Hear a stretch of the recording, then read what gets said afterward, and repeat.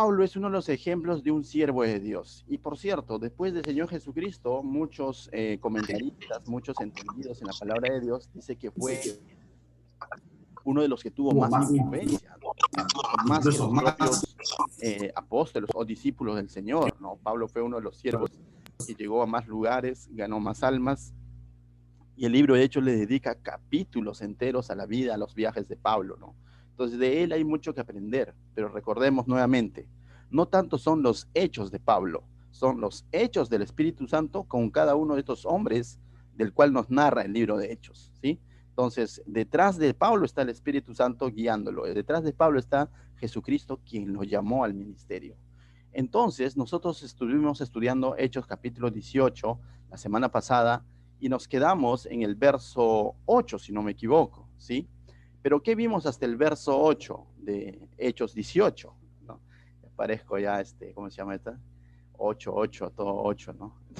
Entonces, ¿qué vimos en el capítulo 18 hasta el verso 8? Primero vimos cómo es que Dios, ¿no? Cómo es que Dios ahora le está llevando a Pablo a un lugar llamado Corinto, ¿no? Algunos por ahí me escribieron, pastor, no es Corintio, no. El lugar es Corinto, ¿sí? Y a los ciudadanos de este lugar se les conoce como los corintios.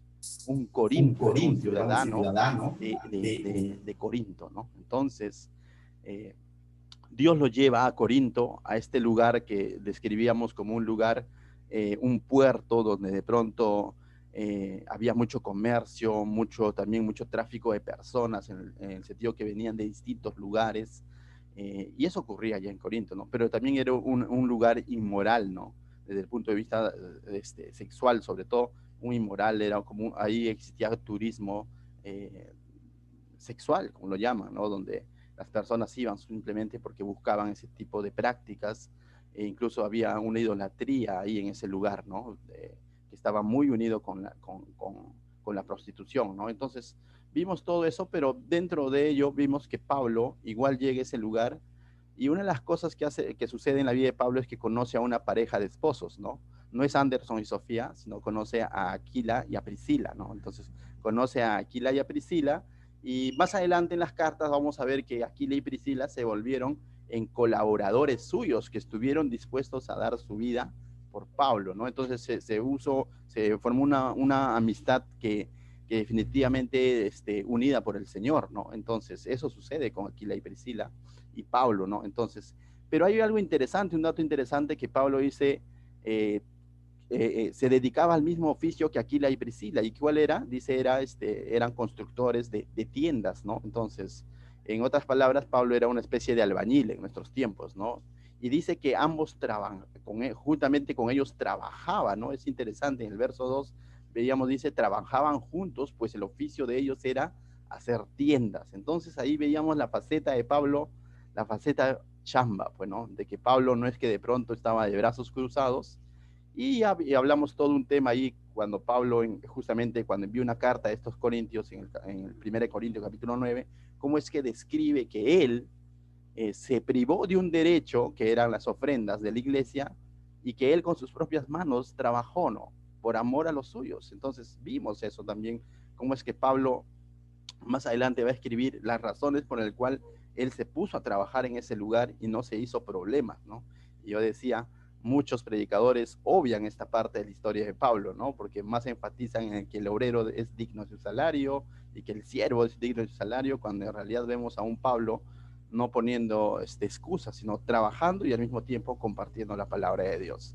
Muy bien, y así vimos entonces esta parte de la faceta de Pablo, vimos cómo ingresa a una sinagoga a predicar el evangelio, ¿sí?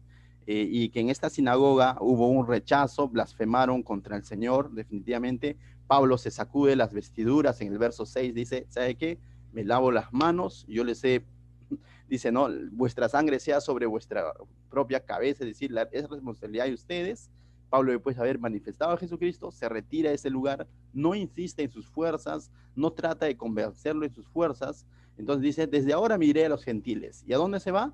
A una casita del costado donde vivía un hombre llamado Justo, dice el verso 7, y este hombre llamado Justo, temeroso de Dios, pero ahí también dice, se convierte en un tal Crispo, verso 8, dice, convierte un Crispo que era principal de la sinagoga, que estaba en esta sinagoga donde Pablo estaba predicando y donde estaban los que se oponían al mensaje de Pablo, pero de pronto el mismo principal de la sinagoga estaba, yo digo, ¿no? Uno que estaba en duda o estaba siendo convencido por la palabra de Dios, de tal manera que cuando Pablo sale de ese lugar y se va a la casa del costado, Crispo también va con toda su familia y se convierte. Por lo tanto, la sinagoga se quedó sin principal. Es un buen dato porque lo vamos a ver más adelante.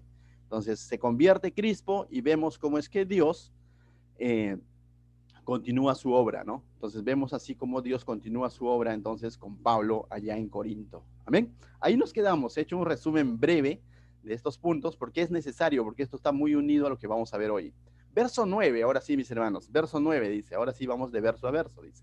Entonces el Señor dijo a Pablo en visión de noche, no temas, sino habla y no calles. ¿Y por qué le diría Dios a Pablo, no temas? Porque tenía miedo. Pues. No, Pablo era valiente. No, Pablo era como tú y como yo. Sí, ciertamente su confianza de Pablo estaba puesta en el Señor, pero recordemos un poco, pues hasta este punto, en los lugares donde lo han rechazado prácticamente ha sido rescatado. Algunas veces de una manera milagrosa por el Señor, pero algunas veces incluso hubo un tal Jasón en Tesalónica que prácticamente lo escondió a Pablo y lo hizo huir a Berea. Y a Berea nuevamente le dieron el alcance y Pablo tuvo que huir a Atenas, ¿no? Y así vivía. En su primer viaje en Listra lo apedrearon pensando que estaba muerto. En este segundo viaje, cuando comienza, llega a Filipos, es encarcelado y es puesto en un cepo y veíamos que lo encarcelaron de tal manera a él y a Silas, ¿no? Pero Dios lo liberó finalmente. Y así, podemos ver entonces la vida de Pablo estaba llena de peligros, full adrenalina, ¿no? ¿A cuánto le gusta la adrenalina? Ah, no, pero así en los términos de Pablo, no, paso. O sea, ¿quién va a querer, no? Pero en Pablo también había temor, definitivamente había cierto temor en Pablo, y es por eso que Dios le dice, no temas, porque de pronto Pablo puede voltear y decir, Dios, ¿y quién te ha dicho que yo tengo miedo? No era así. Dios sabía por qué le decía esto a Pablo, no temas, porque sabía que en algún momento, en una faceta de su vida, o en ese momento al menos, él estaba sintiendo temor. ¿Por qué? Acaba de ser rechazado por un principal de la no, por la sinagoga, ¿no? Y estos judíos no se quedaban ahí.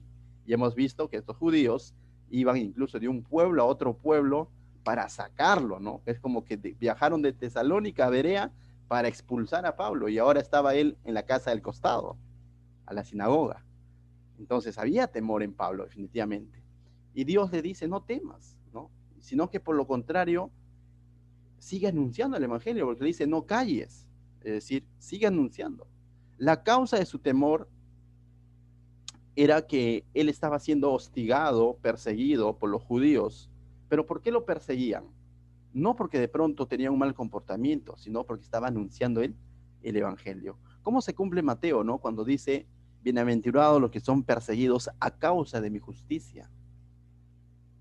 Y es que es cierto que cuando estamos dispuestos a entregar nuestra vida a Cristo, a manifestar su evangelio, a manifestar su palabra, muchas veces van a venir oposición del enemigo, muchas veces va a venir un tipo de persecución, quizás en estos tiempos se da de otra manera, pero muchas veces va a haber oposición, ¿no? Pero eso no quita de que tú de pronto tienes que callar, sino la Biblia dice bienaventurado. Ahora, si eres perseguido por la justicia, por otros motivos, ese es otro asunto, ¿no? Paga tu deuda. Pero si de pronto eres perseguido por hacer lo correcto, por obedecer a Dios, lo que el Señor te dice, bienaventurado eres. Y aquí a Pablo le está diciendo, no temas, yo estoy contigo. Esto me recuerda mucho cuando Jesús dijo, en el mundo tendréis aflicción, pero confiad, yo he vencido el mundo. Es decir, el vencedor está contigo, el vencedor está de tu lado. Entonces, y el evangelio no podía parar, el evangelio tenía que continuar. Una promesa, ¿quieren una promesa? Timoteo, si no me equivoco, dice, ¿no? Que el que quiera vivir piadosamente, dice, padecerá persecución. No, Señor, entonces, ¿para qué quiero vivir piadosamente? Pero es una promesa del Señor. ¿Quieres vivir piadosamente? Va a haber aflicciones. Pero ¿sabes qué? Detrás de toda esa aflicción, detrás de toda esa persecución, tal como le dice aquí el Señor, le dice a Pablo, yo estoy contigo. Y qué bueno. Es mucho mejor estar en aprietos, pero con el Señor, con la convicción de que el Señor está contigo, o estar viviendo cómodamente, pero con la convicción de que el Señor está bien lejos. o que estamos bien lejos de su voluntad? ¿Cuál prefieres? Yo prefiero el primero. A pesar de que las condiciones puedan ser adversas, quiero tener la confianza de que el Señor está conmigo, porque no se debe a la situación ni al lugar donde estoy, sino quién está conmigo en el lugar donde estoy, en la situación que estoy atravesando. Amén. Y eso pasaba en Pablo. Entonces, verso 10 dice, porque yo estoy contigo, ninguno pondrá sobre ti, dice, la mano para hacerte mal, porque yo tengo mucho pueblo en esta ciudad. Y Dios le está diciendo literalmente, nadie va a poner sus manos sobre ti. Es decir, esta vez no vas a ser apedreado, ¿no? Y yo en la posición de Pablo le diría, lo mismo hubieras hecho en Listra, pues, ¿no? Porque ahí sí que me dieron duro. Mira que estoy llevando las marcas, y él llevaba las marcas de Cristo en su cuerpo, ¿no?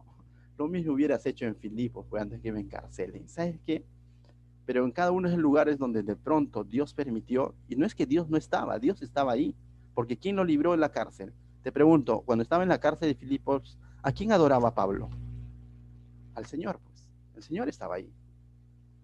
¿Y quién lo libró? Fue el Señor, lo libró de la cárcel. A través de un terremoto, sí, pero fue el Señor, no fue el terremoto. Y ciertamente, ¿no? Hay momentos que el Señor va a dejar, y hay momentos donde explícitamente Él dice, nadie va a poner sus manos sobre ti. Y Pablo dice, amén, bueno, por fin, ¿no? Pero el Señor era el mismo, estaba ahí. Aún cuando lo estaban apedreando estaba el Señor. Él más adelante narra que conoció un hombre que subió al tercer cielo, y uno dice, ¿quién es ese hombre? Muchos comentaristas dicen que fue mismo Pablo. O sea, él lo manifiesta, ¿no? En una de sus cartas. Entonces, seguimos. Entonces, ¿qué le dice? Porque yo estoy contigo, ninguno pondrá sobre ti la mano para hacerte mal, porque yo tengo mucho pueblo en esta ciudad. Y tú dices, uy, el Señor tiene su gente en Corintio, ¿no? Ya parece como que, tranquilo, aquí no te va a pasar nada, aquí tengo mis ¿cómo se llama? Mis compadres, ¿no? No tanto así, sino cuando dice yo tengo mucho pueblo en esta ciudad, te está diciendo que aquí hay mucho por hacer. Aquí hay muchos corazones por cambiar. Aquí hay muchas personas que van a entregar su vida a Cristo. Aquí, en este lugar, voy a fundar una iglesia. ¿Dónde? En Corinto. En un lugar idólatra, en un lugar lleno de inmoralidad, en un lugar donde con la plata baila el mono, porque así pensaba el Corinto, ¿no? En un lugar como eso donde Pablo está siendo rechazado, aquí tengo mucha gente, aquí tengo mucho pueblo, aquí hay muchas almas que ganar. Entonces Dios le reenfoca la visión a Pablo, porque el temor lo que hace es desenfocarnos de su voluntad. Entonces lo que Dios está diciéndole aquí, yo estoy contigo, hay trabajo por hacer, no calles, aquí hay muchas almas que ganar. Y vamos a ver cómo responde Pablo. Verso 11 dice, y se detuvo allí 1 año y 6 meses. Pablo responde con obediencia, porque fácilmente él puede decir paso, ¿no? O sea, no, aquí en Corinto no sé a qué me bajé, mejor me voy. Fácilmente él, si fuese guiado por las circunstancias o por su carne, hubiera dicho hasta que venga el próximo barco, pero yo me voy de este lugar. No fue así, dice, se detuvo allí 1 año y 6 meses, y esa es la respuesta de Pablo. Pero ¿a qué se quedó? No porque de pronto había chama para seguir haciendo tiendas, aunque lo había, porque era un lugar lleno de comercio. ¿Sabes por qué se quedó? En ese mismo versículo está la respuesta, dice, enseñándoles la palabra de Dios.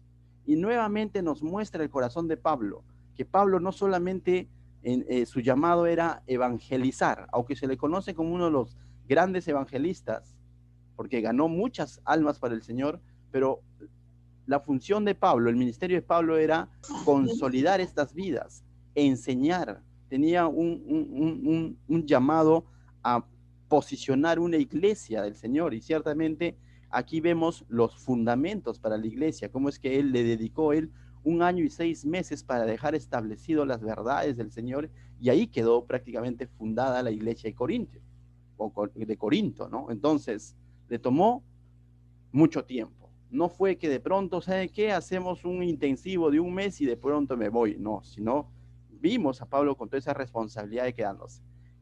No lo pudo hacer en Berea, no lo pudo hacer en Tesalónica, pero dejó a Timoteo, dejó a Silas en ese lugar, haciendo la misma función, ¿no? Pero él salió porque de pronto el Señor lo sacó. Pero aquí vemos siendo obediente al llamado y quedándose. Entonces no vemos a Pablo de pronto haciendo turismo, sino enseñando la palabra de Dios, ¿no? Entonces, mis hermanos, verso 12 dice, pero siendo Galión, ¿y quién es Galión? ¿No? Y siendo Galión procónsul de Acaya, de esa zona ya, los judíos se levantaron de común acuerdo contra Pablo y le llevaron al tribunal. Dice que Galión era el procónsul. Por historia sabemos que este hombre llamado Galión era una persona muy sabia y que tenía mucho respaldo del pueblo. El pueblo salía con su pancarta y decía, Galión me representa. ¿Te das cuenta? O sea, Galión realmente era un buen procónsul, era un buen gobernador de esa zona, ¿ya? Entonces, eso lo sabemos por historia. Entonces, Galión, un hombre sabio, tenía respaldo del pueblo, por así decirlo, moralmente, en ese sentido, como representante de Roma, era intachable, ¿sí? Ese era Galión. Y ante este Galión, los judíos que estaban en desacuerdo con Pablo por su predicación en la sinagoga, van a levantar una acusación contra Pablo y lo van a llevar ante este tribunal, ante este hombre llamado Galión, a quien creo yo que Dios en su soberanía había puesto en ese lugar. ¿Sabes por qué? Mira lo que dice el verso 14. 13 digo, diciendo, ¿cuál era la acusación contra Pablo? Dice, diciendo, persuade a los hombres a honrar a Dios contra la ley. Entonces lo que el judío se está quejando es de que Pablo está persuadiendo a la gente, a los hombres, a honrar a Dios, pero en contra de la ley. O sea, que dice que honra a Dios, pero están en contradicción con nuestra ley judía, ¿no? O sea, la típica del fariseo, ¿no? Dice creer en Jesucristo, pero no quiere guardar el día sábado. O sea, dice que es cristiano, pero no viste con faldón. Entonces ya era la típica de los religiosos, ¿no? Que estaban justamente queriendo poner su ley por encima de la honra a Dios. Sus leyes, y muchas veces leyes distorsionadas o leyes humanas, queriendo ponerla por encima del Señor. Esa es una de las cosas que caracteriza a la religión o a esta sección radical, ¿no? Hay que ser radicales, pero radicales con el Evangelio, no radicales de forma, ¿no? Entonces, estas personas estaban poniendo su ley por encima de Dios mismo y están acusando de esto a Pablo. Entonces, pero ¿cómo va a ver Galión esta acusación? Lo va a ver como una lucha de religiones, porque para Galión el cristianismo de Pablo también viene a ser una especie de un movimiento religioso, ¿no? Galión es una persona gentil, procónsul, entonces para él, bueno, este es un lío de religiones, ¿no? Los judíos dicen así, ahora que Pablo y los cristianos con su mensaje dicen esto. Y mira lo que responde Galión, el verso 14. Y al comenzar Pablo a hablar, y Pablo estaba a punto de defenderse, ¿no? O sea, y vamos a decir, claro, porque el Señor le dijo, no calles. Un momentito, el Señor le dijo, no calles en el sentido de que debe de seguir predicando, pero a veces es necesario callar. A veces es necesario no defendernos nosotros, sino dejar que sea el Señor el que nos defiende. Y esto es lo que va a suceder aquí, mira, ve. Cuando Pablo estaba por comenzar a hablar, creo yo, cuando estaba a punto de defenderse de la acusación, alguien amordaza sus labios y le dice, un momento, te he dicho que yo estoy contigo. Y Galión comienza a hablar, y Dios comienza a usar a Galión. ¿Dios puede usar un inconverso? Puede usarlo. Y eso lo vemos en muchas partes de la Biblia. Dios puede usar inconversos para defender a sus hijos, lo puede hacer. Y acá vemos un ejemplo.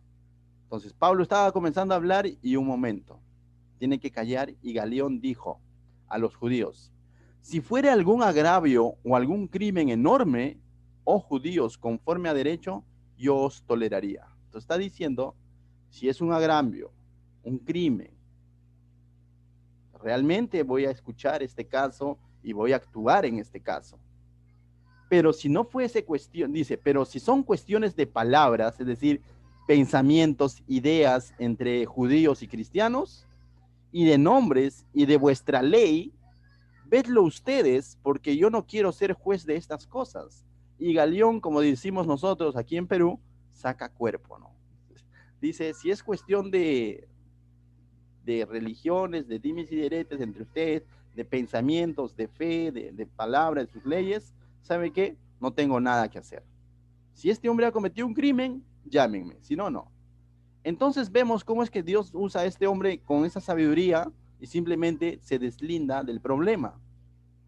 Entonces vemos cómo es que el corazón de alguna manera de esta autoridad inconversa se inclina a favor de Pablo, porque simplemente no obedece la acusación que estaba llegando, una acusación injusta, ¿no? Pero vemos cómo es que Dios también usa, que antes que Pablo se defienda, usa a Galión para que defienda de alguna manera a Pablo. Entonces, a veces es necesario callar y dejar que sea el Señor quien tenga que actuar, ¿no? ¿Y cómo va a actuar? En este caso vemos que lo hace a través de esta autoridad, ¿no? No hubo necesidad de que de pronto Pablo llame a su gente, a Justo, a Cristo, a Silas, a Timoteo, y diga, ¿sabe qué? Hagamos una revuelta, que estos judíos nos están acusando, que se han creído, y llame a los nuevos convertidos y diga, vamos a hacer una marcha, una protesta. No vemos a un Pablo levantando una rebelión, una protesta o actuando en su carne, sino vemos a Pablo entendiendo que Dios estaba con él y que él lo iba a defender y que él le había dicho, no voy a permitir que nadie ponga sus manos sobre ti, simplemente tú habla el evangelio. El Pablo estaba haciendo lo que Dios le había llamado a hacer y Dios estaba cumpliendo con lo que le había dicho. No permitiré que nadie levante su mano sobre ti, en Corinto. Y está cumpliéndose. ¿Por qué? Dios está usando esta autoridad para persuadir a los judíos. Entonces, mis hermanos, a veces, y yo creo que siempre, es mucho mejor dejar que sea Dios quien te defienda y no te defiendas en tus fuerzas. Hay cosas que nos pueden parecer injustas, acusaciones incluso que son basadas en mentira, injusto, distorsionados. Y a veces da ganas de reaccionar en la carne y decir, que se ha creído, voy a ir a increparle, le voy a decir en su cara, que se ha metido contra el pastor, contra un hijo de Dios. Y tantas ganas te pueden dar de decir cuando de pronto escuchas falsas acusaciones. Pero ¿sabes qué? Es mucho mejor que Dios te defienda. Es mucho mejor. En estos 8 años de ministerio hemos pasado también por pruebas similares, ¿no? Donde de pronto malos entendidos o no conformes con un consejo que es duro, directo, basado en la verdad, algunos han reaccionado como diciendo, oh, no, ¿por qué me dice esto? ¿No? O algunos han reaccionado incluso a un punto cuando hemos tratado de poner orden, cuando de pronto se estaba alterando la unidad de la iglesia, hemos puesto orden y de pronto esa persona no quedó conforme con ese orden en su orgullo, incluso llegó a amenazar a mi persona y de pronto, créanme que en la carne uno da ganas de decir, voy a ir y lo voy a increpar, ¿no? Porque está hablando falsedad de falsedades. Y no solamente de personas, sino a veces incluso tocan nombres de siervos de nuestra iglesia, ¿no? Distorsionando verdades. Pero una de las cosas que el Señor nos ha mostrado es, humíllate y deja que sea yo el que te defiende. Y como se dice, hemos de tener que habernos humillado y decir, Señor, dejamos esta cuestión en tus manos. Y ciertamente, como dicen algunos, el tiempo lo dirá, pero yo digo, Dios lo dirá a través del tiempo. Y ciertamente al final las verdades salen a la luz. Y dice, Señor, gracias, porque no fui yo el que me defendí y hice de una y otra cosa, sino fuiste tú el que nos defendiste, aclaraste la situación, evidenciaste lo que tenías que evidenciar y tenemos una paz tremenda de haber dicho, Señor, gracias porque no actuamos en nuestras fuerzas, porque de lo contrario, como dicen algunos, hubiéramos pisado palito. Entonces, mis hermanos, te animo. Si por ahí de alguna manera hay oposición, hay falsas acusaciones, hay ocasiones en que hay que aclararlas, pero en cuanto a defenderse, deja que el Señor te defienda. Pablo hizo esto y ciertamente Dios le defendió. Hay cosas que no puedes ir aclarando a medio mundo. El Señor a través del tiempo saca las verdades a la luz. Amén. Verso 16 dice, y los escuchó, dice, y los echó del tribunal. Entonces, ¿qué sucedió con los judíos que estaban acusando? Los echó del tribunal. Es interesante. O sea, Galeón dijo, ¿saben qué? Tengo que cerrar la oficina, por favor, saliendo con su pleito a otro lado. y de pronto lo echan del tribunal y acá es algo triste, no es para alegrarse, pero mira lo que pasa en el verso 17. Entonces los griegos que estaban de mirones, porque ¿qué tenían que hacer los griegos en un lío de judíos y cristianos, no? Los griegos que estaban de mirones, no, bueno, no dice eso, sino dice, entonces todos los griegos apoderándose de Sóstenes, principal de la sinagoga. Entonces la sinagoga que estaba acusando, los judíos que estaban acusando a Pablo, ya tenían un nuevo principal, ¿no? ¿Quién era? Sóstenes, ¿no? Era el que asumió el cargo, ¿no? Después de que Crispo se convirtió al cristianismo. A lo mejor este Sóstenes no solamente era principal, sino, primero, hay un lío con la predicación de Pablo. De pronto, Pablo se lava las manos, se limpia la vestidura y dice, yo me voy. Le sigue el principal de la sinagoga, que era Crispo, dice, ¿saben qué? Yo también me voy porque el mensaje de Pablo definitivamente me ha convencido y yo no quiero asumir consecuencias ahora habiendo conocido la verdad. Y se va y se convierte en su familia. Entonces, de entre los que se quedan inconformes, blasfemando el evangelio, ¿no? Blasfemando la predicación de Pablo, dentro de ellos estaba Sóstenes, ¿no? Y entonces dice, oye, ¿a quién levantamos? Al más bravo, ¿no? ¿A quién? A Sóstenes. Y levantaron a Sóstenes como principal de la sinagoga, y este Sóstenes es el que lidera esta compañía para ir a acusar a Pablo. No se quedaron conformes, sino vamos a acusar a Pablo. Y van, y ahora Galión les dice, tengo que cerrar la oficina, no tengo nada que ver en su asunto. De tal manera dice que salen de la oficina y los griegos apoderándose de Sóstenes, el líder de los judíos, ¿no? Principal de la sinagoga, ¿qué sucede? Le golpeaban delante del tribunal, pero a Galión nada se le daba de ello. ¿Qué es lo que sucedió? Terminaron masacrándole, pobre hombre, los griegos. Y aquí vemos también que de pronto Galión ni se metió, ¿no? O sea, en este asunto. Debió meterse, debió meterse. ¿Hizo bien en defender a Pablo? Sí, hizo bien, fue justo.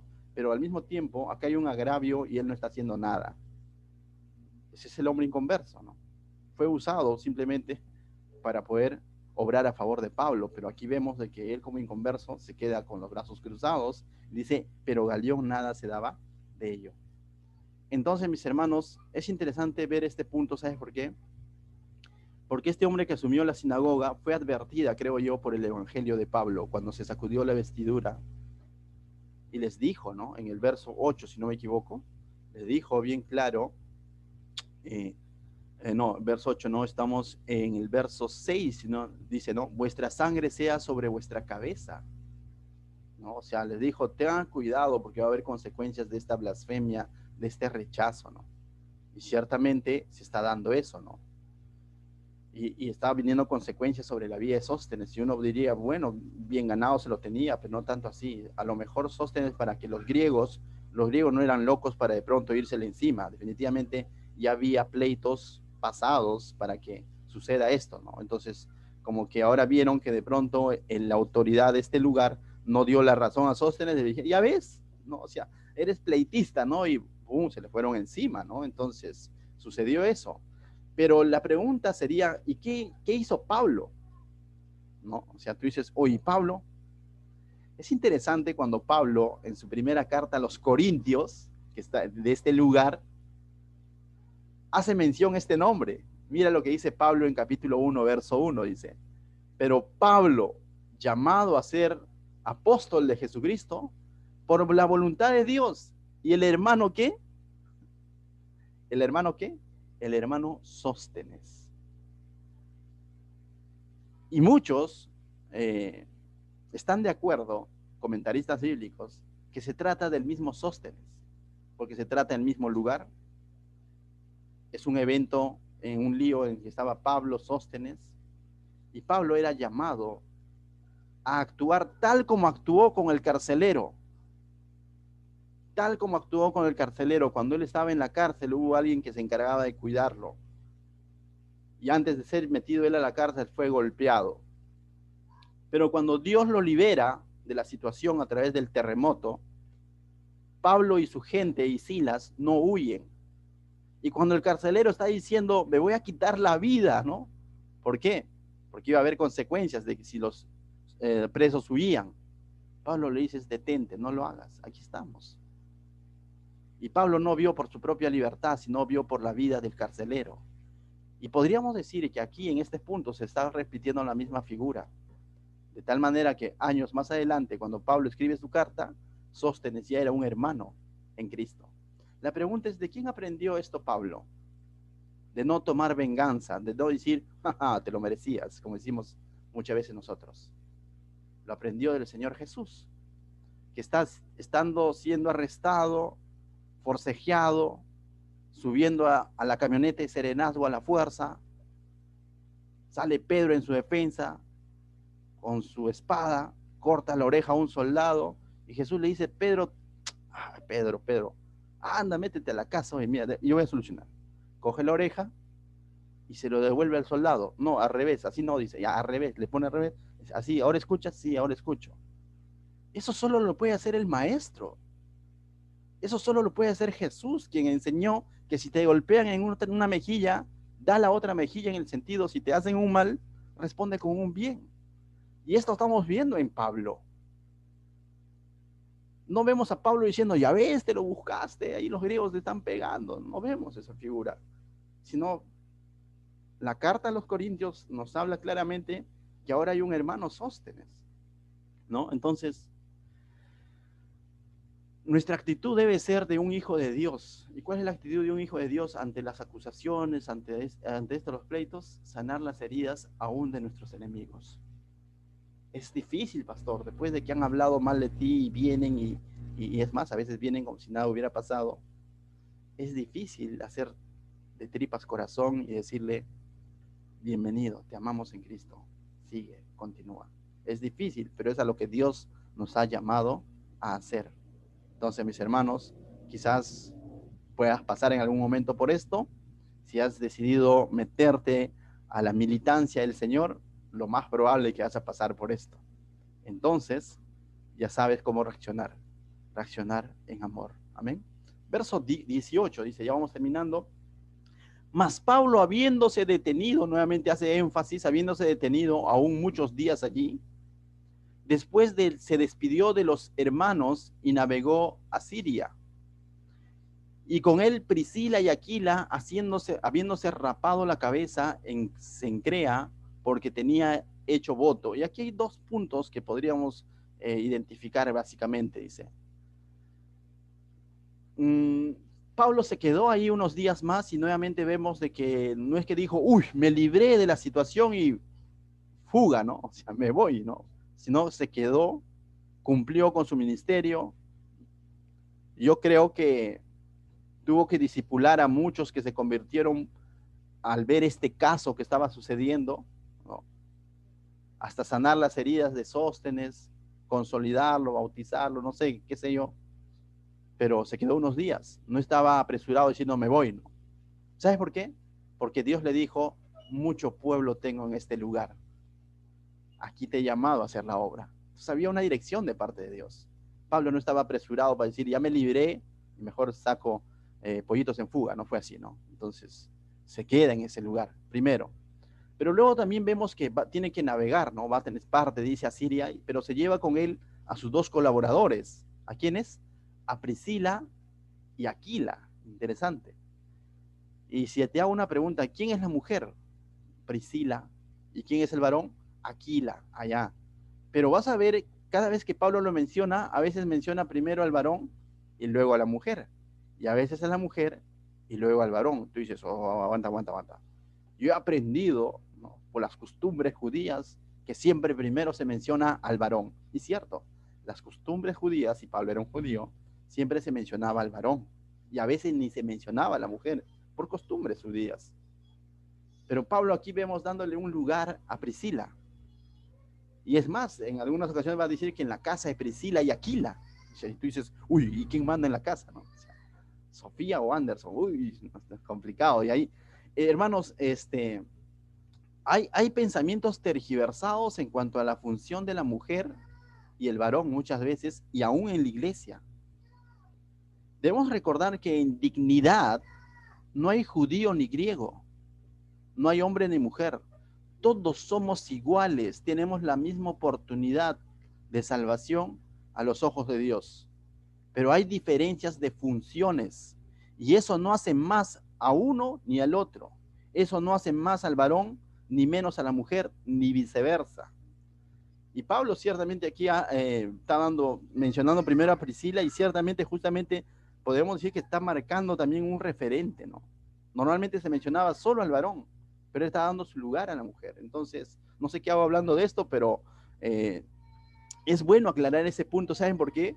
Porque aún en la iglesia hay pensamientos equivocados en cuanto a la función de la mujer, ¿no? Por ejemplo, hay extremos. Un extremo es de que la mujer no puede hacer nada en la iglesia, ¿no? Y ahí es un extremo religioso que dice que la mujer no puede hacer nada, ¿no? Y la mujer solamente tiene que escuchar y escuchar. Y falso, eso es falso de falsedades. Pero hay este extremo donde dice la mujer tiene que empoderarse. Los tiempos han cambiado y se levanta la pastora tal, ¿no? También falso de falsedades. No vemos en la Biblia pastoras. Entonces, ¿cuál es la función correcta de la mujer? Tendríamos que estudiar el libro de Timoteo, de Tito, ¿no? Donde se nos muestra claramente que la mujer tenía una función dentro de la iglesia. Podía enseñar a las mujeres. A nosotros mismos, aquí en nuestra iglesia, hay mujeres que están sirviendo al Señor. Y creemos en el liderazgo pastoral en el que Dios da el liderazgo, es masculino, porque la Biblia lo muestra así, pero eso no nos lleva a pensar que de pronto la mujer no tenga una función, ¿no? Yo les puedo mencionar nombres de siervas en esta iglesia, ¿no? Mi esposa Sofía, mi hermana Judy, mi hermana Luz, de entre los jóvenes está Patricia, Yuriko, Keila, y ustedes ven personas que están sirviendo y no se les dice, no, tú eres mujer, solamente tienes que escuchar. No, eso es equivocado. En algún momento vamos a hacer un estudio del libro de Timoteo, Tito, y vamos a explicar bien eso. Pero tampoco nos vamos al extremo donde decimos, no, ya estamos en un tiempo libre y levantamos una pastora, ¿no? Por si acaso, aclaro, mi esposa no es pastora, es la esposa del pastor. No es que de pronto es doctor y su esposa también es doctora, ¿no? A veces se cree así, ¿no? ¿No? Es la esposa del pastor, es una hermana más en Cristo, ¿no? O sea, y es más, cuando decimos hoy el pastor es un hermano más en Cristo. Si de pronto me dices hermano Anderson o Anderson, no hay problema, estás diciendo una verdad, ¿no? O sea, es cierto que Dios nos haya llamado a pastorear esta iglesia junto a mi esposa, es distinto, ¿no? O sea, es más, el llamado ha sido para el varón, pero ella acompaña a su amado, ¿no? Y así, mis hermanos, en algún momento haremos un estudio exhaustivo de esto porque también estas falsas verdades se tejen por ahí y a veces decimos, oye, y pensamos que es bíblico, ¿no? Es que la pastora lo dijo. ¿Cuál pastora? ¿No? Entonces, aquí vemos a Pablo dándole un lugar especial a Priscila y Aquila, es interesante, y vamos a verlo más adelante que en sus cartas él desarrolla toda esta verdad que les acabo de hablar, ¿no?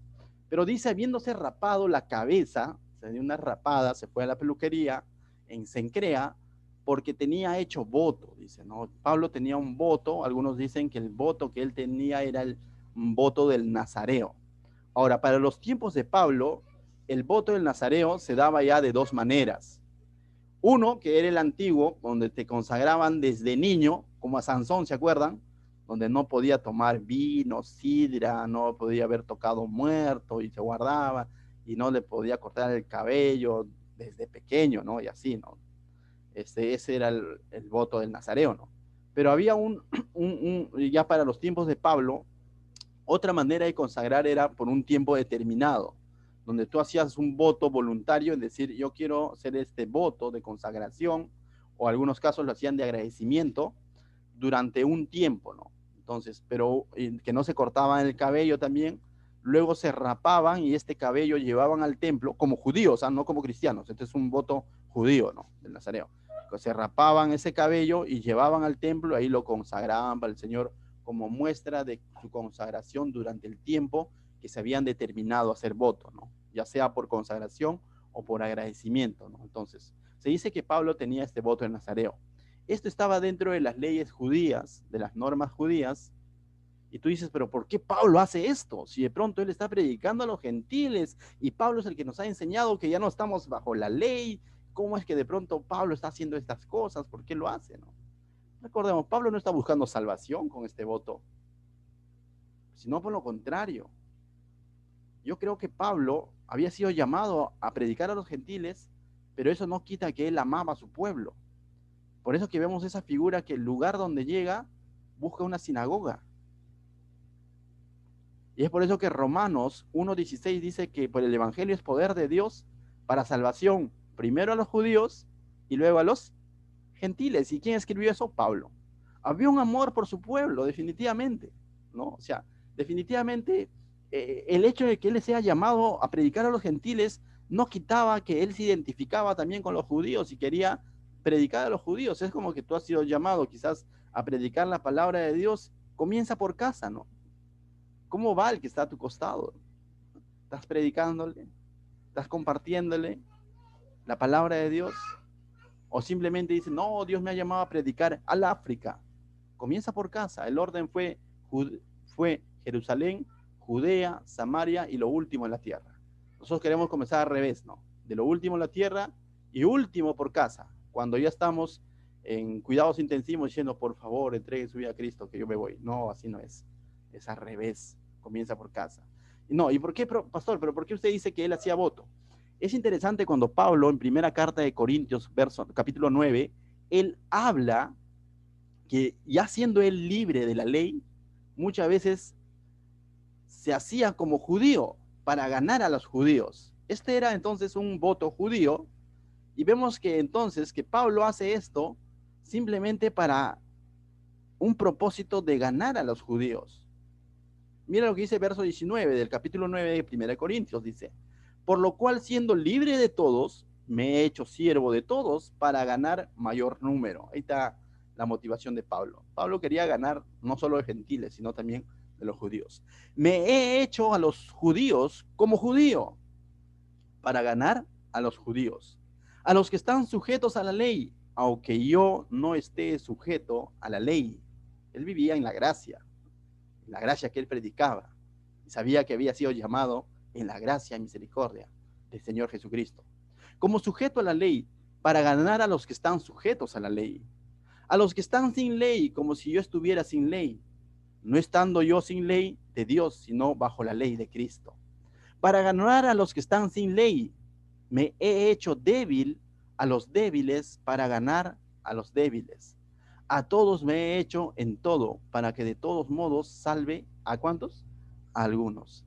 Aunque sabía que no se iban a salvar todos por el testimonio, las cosas que él hacía, pero él hacía estas cosas justamente para ganar a los débiles. Y tú dices, ¿pero los judíos eran débiles? Sí.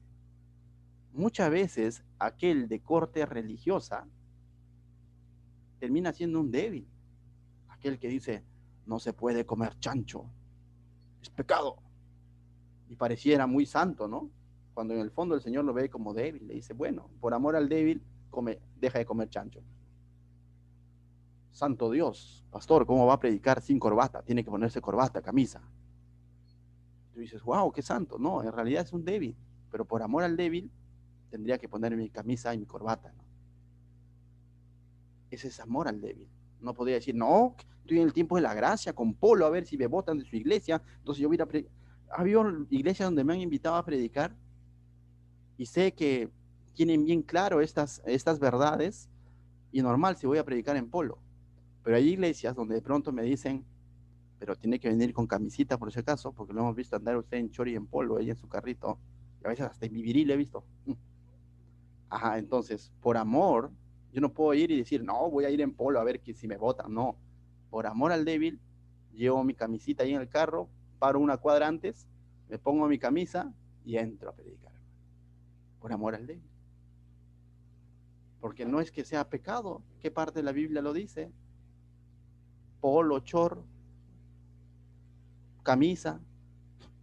Te das cuenta que la Biblia no se dedica a ese tipo de cosas. Principios claros, con pudor, con decoro, varón como varón, mujer como mujer.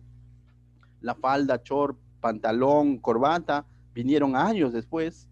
Entonces aquí vemos a Pablo diciendo, he hecho este voto por agradecimiento, por consagración, pero voy a llevarlo al templo de Jerusalén, voy a ir para que se evidencie y para que no causar ese rechazo, esa ruptura con los judíos, ¿no? Ya había bastante ruptura por la predicación del evangelio, eso no lo puede evitar, pero hay cosas que él puede hacer para aperturar ese espacio y luego decirles, ciertamente yo cumplo con el voto del Nazareo, pero ¿sabes qué? Predico este mensaje. Pero el mensaje es este: Jesucristo pagó por tus pecados, seas judío, seas gentil, y resucitó para darte vida eterna. Listo, punto final. Entonces vemos ahí en Corintios claramente cómo es que Pablo, verso 23 de Corintios, voy a terminar del capítulo 9, dice, y esto hago por causa del evangelio para hacerme copartícipe de él. ¿Por qué lo hacía? A causa del evangelio, no lo hacía por otro motivo. Entonces, el motivo de Pablo de hacerse a los judíos, de cumplir estos votos, de entrar a la sinagoga, era a causa del evangelio, no era porque quería provocarlos, no era porque se estaba confabulando con ellos, no, era porque quería presentar el evangelio. Bueno, continuamos con la historia, volvemos a Hechos 18, verso 19, dice, y llegó a Éfeso y los dejó allí, entrando en la sinagoga, discutía con los judíos, y nuevamente Pablo, ahora cuando llega a Éfeso, su primera pisada en Éfeso, y va a comenzar la iglesia de Éfeso, ya terminamos con Corintios, y llega a Éfeso, dice, y los dejó allí, dice, entrando en la sinagoga. Nuevamente volvemos a Pablo buscando a sus compatriotas judíos, discutía con los judíos, ya sabemos que no discutía cualquier cosa, no estaban discutiendo la receta del domingo, lo que estaban discutiendo era, la palabra discutir es presentar el evangelio, dialogar, debatir, exponer el evangelio. Entonces vemos a Pablo nuevamente exponiendo el evangelio. Verso 20 dice, aquí tuvo aceptación, porque mira lo que dice el verso 20, los cuales le rogaban que se quedase con ellos por más tiempo, mas no accedió. ¿Cómo es eso, no? O sea, de pronto Pablo hace una parada en Éfeso, predica el evangelio y le dicen, Pablo, quédate. Hay que hacer un estudio de verso a verso. ¿Qué tal si nos enseñas todo Génesis, ¿no? O sea, o todo Éxodo. Y dice que Pablo no accedió y uno dice, total, donde lo votaban quería estar, ¿no? Donde tenía pleito quería estar. Y aquí que le están diciendo quédate, no se queda porque dice que no accedió. ¿Sabes por qué no accedió? Verso 21 dice, sino que se despidió de ellos diciendo, es necesario que en todo caso yo guarde en Jerusalén la fiesta que viene. Tenía que ir a presentar su voto. No, es necesario que hoy vaya a Jerusalén. El Señor le había mostrado que él tenía que regresar a Jerusalén, porque él lo ve como una necesidad. Dice, pero es interesante, pero otra vez volveré, se los prometo. No dice eso, sino, pero otra vez volveré a vosotros, si Dios quiere, y zarpó de Éfeso. Y esta palabra, si Dios quiere, nos dice mucho, por qué él decidía quedarse en un lugar y por qué él decidía partir de un lugar. Porque estaba siendo guiado por lo que Dios quiere, no por lo que su corazón quiere, no por sus emociones, no por las circunstancias. Acá me atienden bien, me han dicho quédate, entonces me quedo. No. Su ministerio no era guiado por las circunstancias de la vida. Acá me apedrean, me voy. No, sino su ministerio era guiado por lo que Dios quiere. Ni siquiera es por lo que Dios lo dejaría hacer, porque a veces, ¿no? Insistimos, y Dios levanta las manos y dice, bueno, haz lo que tengas que hacer y, me dejó hacer. No tanto es por lo que te deja hacer, sino por lo que Dios quiere que tú hagas. Y ese es estar en la voluntad de Dios. Pablo se sujeta a toda la buena voluntad de Dios. Y aunque parezca algo quizás a nuestra vista ilógico, diciendo, pero ¿por qué no se queda? Vamos a ver que va a haber tiempo en el que el Señor lo va a volver a traer a Éfeso y va a comenzar la iglesia de Éfeso.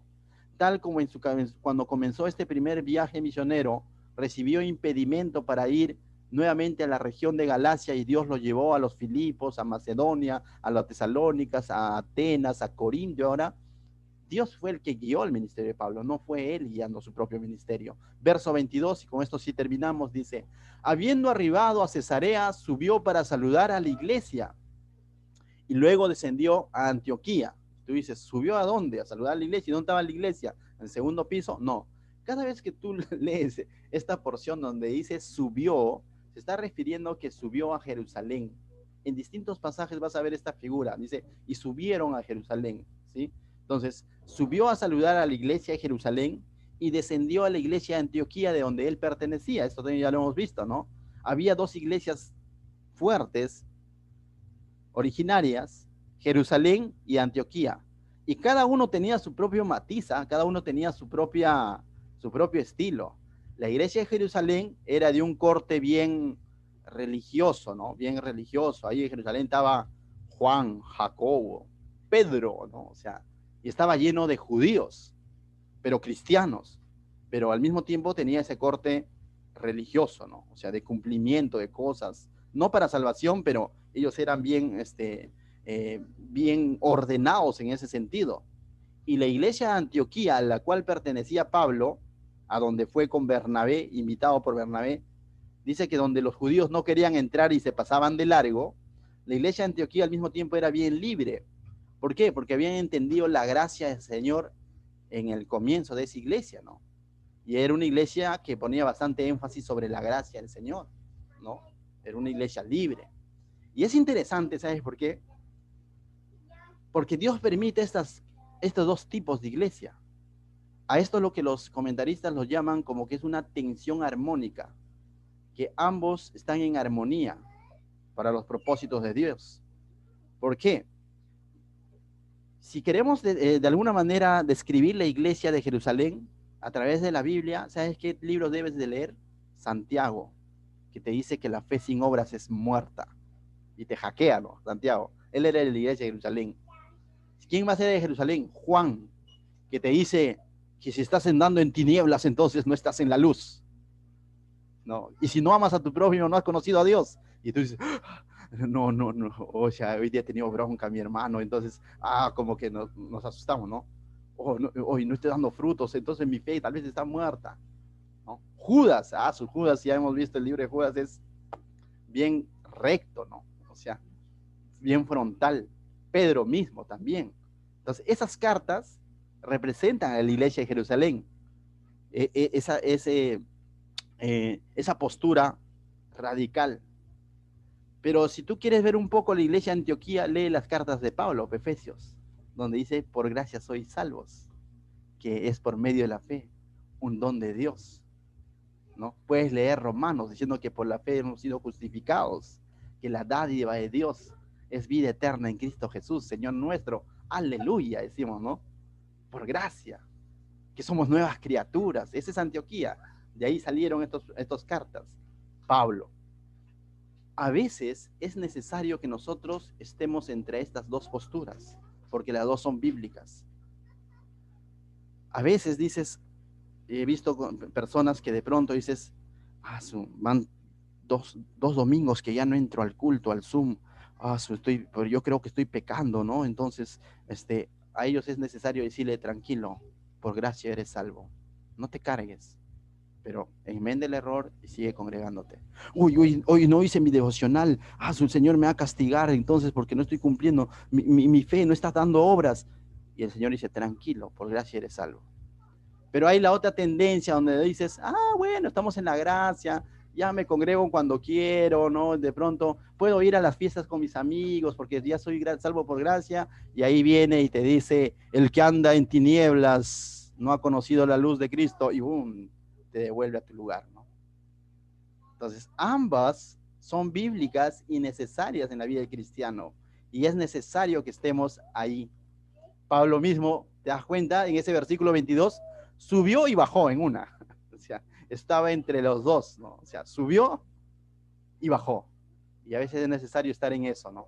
No irnos a un extremo, tampoco al otro extremo, sino entender que ciertamente tenemos responsabilidad por nuestra fe, de responder con obras, que se tiene que evidenciar tu fe, de que si estás en Cristo no debes andar en tinieblas, pero también es necesario que recuerdes que tu salvación no es por obras, es por gracia de Jesucristo, y que si cometieras pecado, arrepiéntete, confiesa tus pecados, que Él es fiel y justo para perdonar cada uno de tus pecados y limpiarte de toda maldad.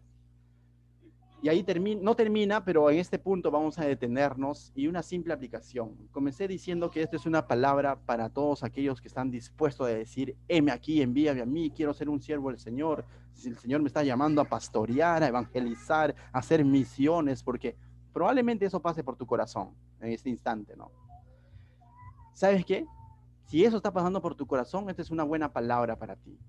¿Por qué? Porque en Pablo tenemos un ejemplo de uno de los hombres más usados por Dios. Pero en estos pasajes hemos visto, primero lo que hemos aprendido en estos pasajes de la vida de Pablo, en esta sección, es de que Pablo era chamba. ¿Sí o no? Pablo era trabajador. No es que se metió al ministerio diciendo, soy hijo de papi y mami, no hay que hacer porque ya se me está yendo la edad, no hay trabajo, no hay estudio. Entonces voy a servir a Dios. No fue así. Pablo era trabajador, ¿no? Por cierto, cuando Pablo escribe a Timoteo las instrucciones para los nuevos obispos, los nuevos pastores, dice, 1 Timoteo capítulo 3, verso 1, dice, palabra fiel, dice, si alguna anhela obispado, buena obra desea. La palabra obra ahí significa buen trabajo desea. Pablo veía el ministerio, el servir a Dios como un trabajo, y no un trabajo simple o sencillo, sino dice buena obra desea. Entonces, mis hermanos, el ministerio en realidad no es para flojos. A veces equivocadamente uno puede decir, los pastores, los predicadores no hacen nada. Puede haber de ese tipo de predicador, quizás, no sé. Pero vemos en el ejemplo de Pablo que es un hombre que chambeaba, trabajaba, se desgastaba las manos, pero también servía al Señor incansablemente, quedándose en ese lugar, discipulando personas. Y es un trabajo a tiempo y destiempo en realidad, y es un trabajo duro, y yo se los puedo decir que sí es duro, ¿verdad? Porque a veces no hay horario. Entre los jóvenes que están estudiando en el Instituto Bíblico, que se están preparando para el servicio del Señor, una de las cosas que exhortaba a uno de ellos le decía, es que estoy trabajando, es que ya no hay tiempo. Le decía, tienes que sacar tiempo al tiempo. Si tienes que quedarte de madrugada haciendo tu trabajo, hazlo. Y le daba mi testimonio, no para gloriarme, sino le daba mi testimonio. Le decía, ¿sabes en qué momento preparo los estudios bíblicos? Son de 11 a 2 de la madrugada, porque en ese tiempo dispongo ese tiempo, porque en ese tiempo mi familia está descansando, pero sé que tengo que responsabilidad para con Dios, y es de 11 a 2 de la madrugada que preparo los mensajes. Durante el día estoy cumpliendo mi trabajo muchas veces, enseñando en un colegio, como papá, como esposo, y requiere sacrificio, sí, pero justamente debemos entender que cuando estamos dispuestos a asumir el llamado de servir a Dios, es un trabajo, es su obra, y es dura, es pesada, pero ¿sabes qué? Pero es hermosa, es un privilegio. Jesús mismo cuando llamó a sus discípulos, llamó cuando estaban trabajando, no llamó a unos flojos. Entonces, cuando alguien me dice, quiero servir al Señor, le pregunto, ¿estás trabajando? No, que justamente no tengo nada que hacer, por eso quiero servir al Señor. Al Señor no le puedes dar tu tiempo que sobra. Al Señor tienes que darle el tiempo correcto. Entonces, mis hermanos, Pablo nos da un ejemplo. Estás siendo llamado a servir al Señor, recuerda, chambea. Porque más adelante, uno de los mayores testimonios va a ser, dice, que el que no provee para los suyos es peor que un incrédulo. ¿Te imaginas un siervo de Dios entregado al Señor, sirviendo a los hermanos y no provee para su hogar? Y descuida su hogar, descuida a sus hijos. Entonces, ¿en qué estamos? Los jóvenes, ¿no? Los jóvenes que están dispuestos a servir al Señor, recuerden esto. Más adelante, cuando tengan familia, va a haber menos tiempo. Pero eso no quita que vas a tener que quitarle el tiempo a tu familia para servir al Señor. Vas a tener que sacar tiempo de donde decimos que no lo hay. A lo mejor vas a tener que prepararte en la madrugada, en las noches, pero vas a tener que asumir tu responsabilidad con mucha entereza. Amén. Segundo punto que vamos a aprender del servicio de Pablo es que él dejó de lado su orgullo. Después de haber sido insultado, golpeado, encarcelado, en ningún momento vemos a Pablo reaccionar con orgullo, como diciendo, ¿con quién te has metido? Yo era fariseo de fariseos y por si acasito, ¿no? O sea, no vemos a Pablo sacando su vieja vida, su orgullo, sino vemos a Pablo dejando que sea el Señor que se manifieste, ¿no? Entonces, muchos quizás dijeron, Pablo, quédate, ¿no? Le dijeron, ¿no? Quédate. Pero muchos también lo rechazaron. Y eso va a suceder también cuando estás dispuesto a servir al Señor. Muchos te dirán, te llamarán, te escribirán, hermano, gracias, la palabra que el día de hoy predicó me ha animado, ¿no? Y tú dirás, gloria a Dios, ¿no? Pero muchos también quizás no estén conformes con tu servicio, con tu mensaje. Y digan, ¿qué se ha creído el hermano para predicar eso? Y ahí es donde tienes que retener tu orgullo y tirarlo al tacho. Ahí es donde tienes que menguar tu yo cuando digan, siempre predica lo mismo. Ahí es donde tienes que retener tu orgullo y tirarlo al tacho y hacer que sea Cristo el que vive, que sea Cristo el que se muestra. ¿Recuerdas? Entonces, es más, no guardar rencor cuando te rechazan. Luego esos que hablaron mal de ti van a venir quizás a pedir un favor. Estar dispuesto a abrir los brazos, abrazarlo y decir, continúa, darles una nueva oportunidad a pesar de su rechazo. Eso es comerse el orgullo. Eso hacía Pablo. Lo hizo con el carcelero, lo hizo con Sóstenes. Ese es Pablo. Entonces, si estás dispuesto a servir al Señor, necesitas tener claro esto, para que no te veas sorprendido. Punto 3 que aprendemos de esta historia. Deja que Dios sea el que te defienda. Jamás te defiendas en tus fuerzas. Hay mayor garantía cuando Dios te defiende. A veces es necesario callar y dejar que sea Dios quien se manifiesta. ¿Es doloroso? Sí es doloroso callar en ese momento, decir, como si no fuera pastor ya hubiese hecho, si no fuera hermano ya hubiese hecho esto. No sé si te ha pasado eso por tu cabeza. Si no fuese hermano, si no fuese cristiano, ya hubiera hecho esto. Pero es necesario callar y dejar que sea Dios el que te defienda. No estamos llamados a defendernos. Estamos llamados a morir nuestro yo y que sea Cristo el que se muestra. Amén. Punto número 4 que vemos en la vida de Pablo. Pablo se olvidó de su propia identidad. Él era fariseo de fariseos, había crecido a los pies de Gamaliel. Pero todo eso lo dejó. En su carta dice que lo tuvo por basura. Pero a veces sacamos, ¿no? Así soy yo, nadie me va a cambiar. Ese así soy yo tiene que morir. Ya no se trata de mí, se trata de Cristo. Si tengo que serme judío a los judíos, a causa de Cristo lo haré. Si tengo que serme gentil a los gentiles, a causa de Cristo lo haré. No, es que yo he visto así, pues no. No, es que yo como así. Ten cuidado. Por amor al débil muchas veces tienes que ceder. Y ese ceder significa olvidar esa identidad vieja, pasada, y mostrar la identidad que Cristo te ha dado de un verdadero hijo de Dios. Y punto número 5. Tenemos que estar dispuestos a seguir su agenda y no nuestra propia agenda. ¿Nuestra propia agenda qué es? Yo decido lo que hago. La agenda del Señor es hago su voluntad. No soy movido por circunstancias, no soy movido porque de pronto aquí me reciben bien o mal, sino soy movido por la voluntad de Dios. Si tú te opones a la voluntad de Dios, las cosas no funcionan. Simplemente vamos a entorpecer. Pero si te dejas guiar, aunque no lo entiendas en su momento, hay garantía de que Dios va a continuar haciendo su obra a través de tu vida. Yo no sé, quizás estoy hablando a un futuro pastor en este momento, a un futuro evangelista, a un futuro misionero. Pero ten en cuenta, mis hermanos, estos principios van a sostener tu ministerio. Si eres joven, quizás cuando estés ejerciendo tu ministerio, a lo mejor yo esté viejito, 80 años. Pero recuerda, esto no va a cambiar. Esto es lo que Dios ha dejado en su palabra, para que lo tengamos claro todos los que hemos sido llamados a decir, heme aquí, envíame a mí, porque es fácil decirlo en emoción. Después de una alabanza, donde todos cantan, llenos de emoción, es fácil decir, heme aquí, envíame a mí. ¿A dónde?